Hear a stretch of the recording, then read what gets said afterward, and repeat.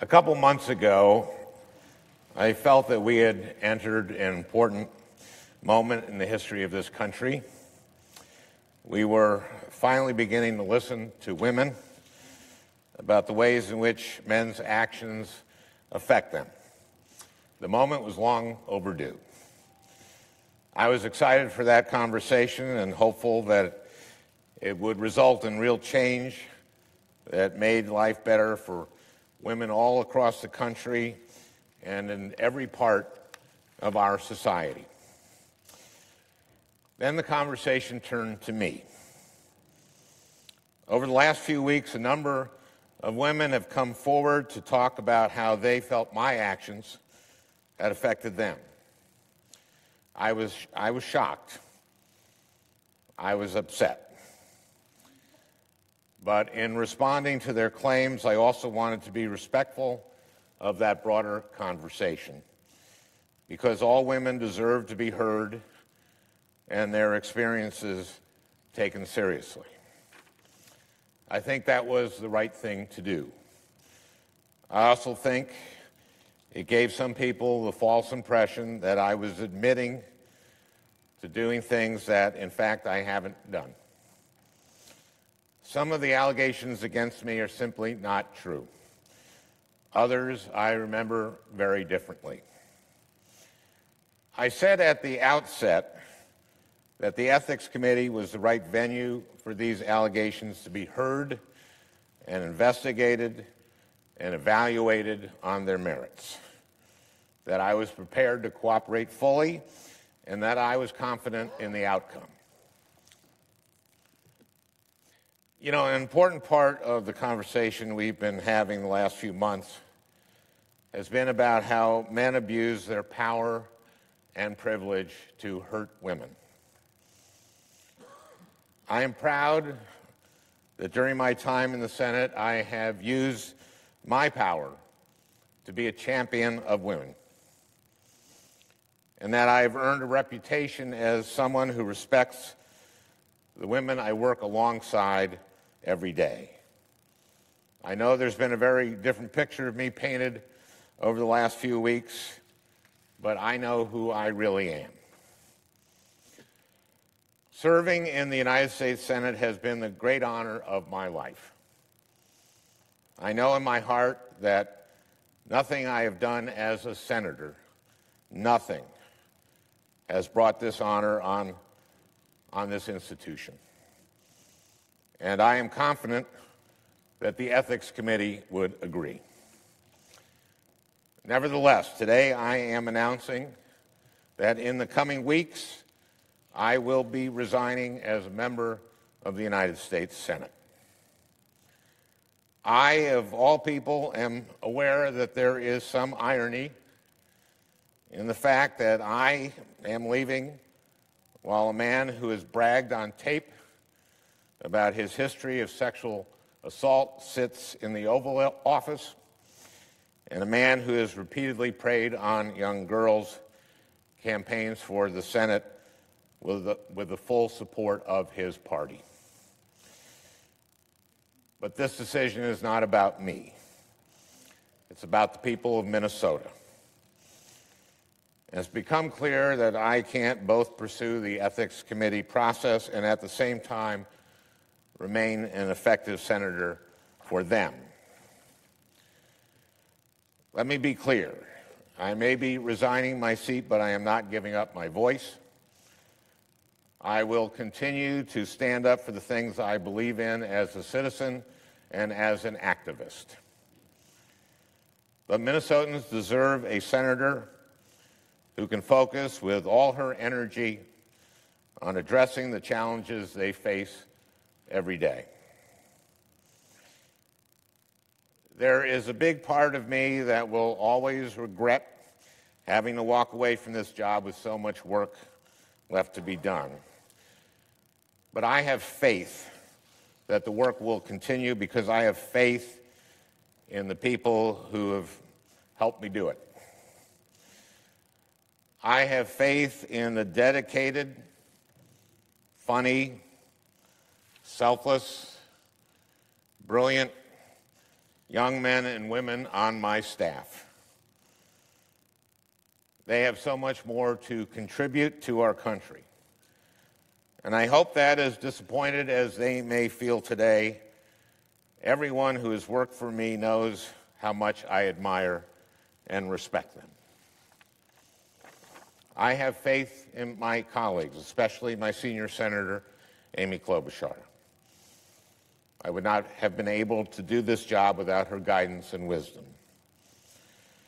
And I have faith, or at least hope, that members of this Senate will find the political courage necessary to keep asking the tough questions, hold this administration accountable, and stand up for the truth.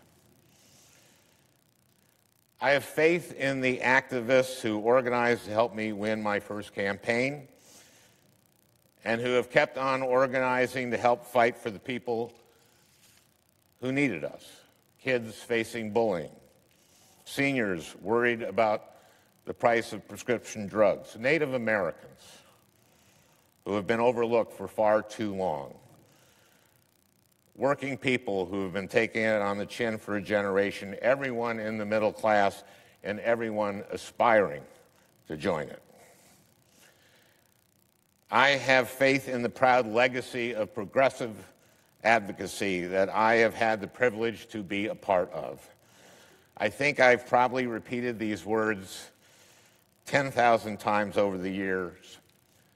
Paul Wellstone's famous quote, "The future belongs to those who are passionate and work hard." It's still true. It will always be true.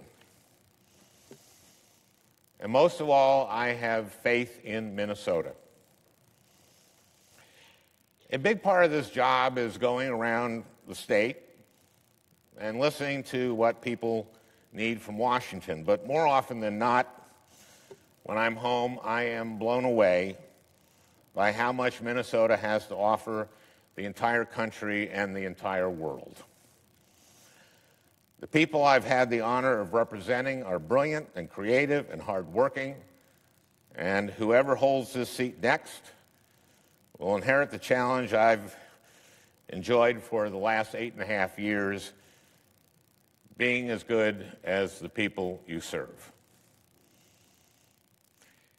This has been a tough few weeks for me, but I am a very, very lucky man.